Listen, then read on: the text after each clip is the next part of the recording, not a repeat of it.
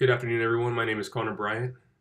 Now, you've probably all heard about the phrase, it's not rocket science, sometime in your life. Possibly it was your mom and dad showing you how to do chores the first time, or possibly it was your driver's ed instructor showing you how to parallel park the first time. The point is it's never been rocket science. When we think of rocket science, we think of something that's very difficult and complex to understand. Well, for those of you who are interested today, I can tell you for certain that rocket science isn't as hard as they make it out to be. Simplified down, it's just the way a rocket is supposed to fly.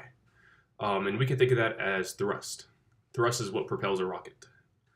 When I'm finished today, you'll understand the basis of rocket flight by first learning about Newton's third law, second, learning about rocket fuel, and third, learning about the functions and form of rocket nozzles.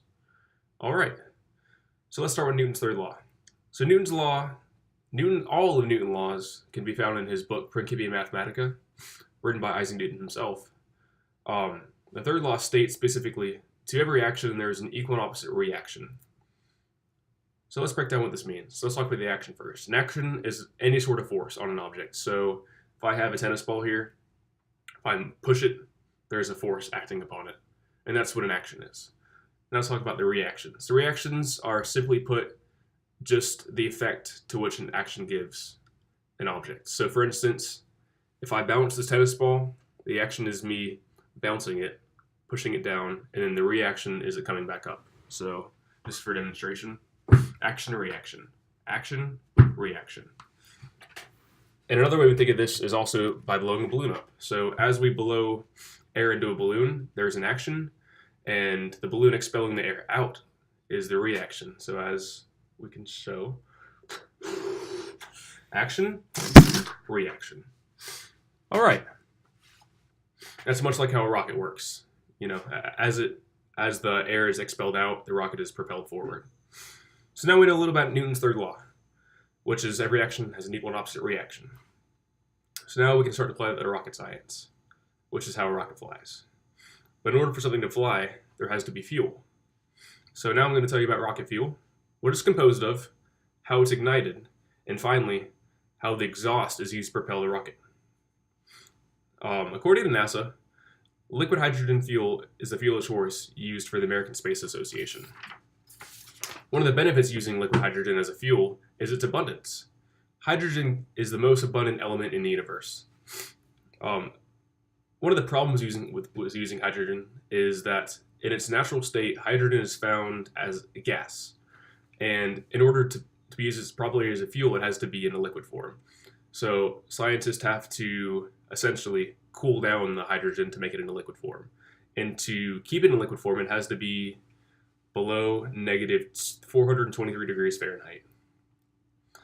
Just for perspective, according to the World Atlas, the coldest temperature ever recorded on the Earth's surface was negative 128 degrees Fahrenheit. So that's a really big difference. All right, so now we know about what kind of fuel we use. We need to know how it's ignited. So rocket fuel is ignited in a similar manner to lighting a log fire, a campfire. So essentially, you have a fuel, and then you also have a oxidizer. So in this case, the fuel for a log would be the actual log. Oxidizer would be oxygen, because without oxygen, a fuel couldn't work. So that's the same thing with using rockets as a fuel. So the hydrogen itself is the fuel, and the oxidizer is going to be liquid oxygen held in a separate tank. Now, according to the diagram I'm showing here today, you can see right here that the hydrogen is on top as a liquid, and then the oxygen is below it as a liquid as well. And when they mix, a spark ignites both of them, and it produces thrust and exhaust. And that exhaust coming out the back of it propels the rocket forward. And we can talk about that using Newton's third law again. So as the exhaust is pushed downward, the equal and opposite reaction is that the rocket is propelled upward. All right. So now we've learned about Newton's third law and the way rocket fuel works. Now we must learn about how the function of the nozzle of the rocket works. So essentially, the rocket nozzle comes in three stages. You have the excuse me. You have the converging section, the throat, and the diversion section. So let's start about with the converging section. So as seen in the diagram here, the converging section, as you can see, exhaust is pushed into the throat of the exhaust nozzle. And what this does is this speeds up all the exhaust to a certain speed. And in the throat of the exhaust nozzle, that's called the throat. And what that means is that's as small as it's going to get before it expands back out. And the purpose of the throat of the exhaust nozzle is to convert the speed of the exhaust from subsonic to supersonic. Subsonic meaning slower than the speed of sound, supersonic meaning faster than the speed of sound.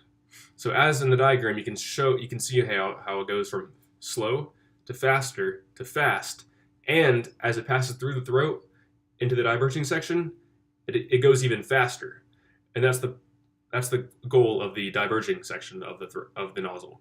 And that shows on here on the diagram. It shows how it goes from slow to fast to faster to the fastest, and all these components mixed together on the exhaust nozzle itself produces efficiency.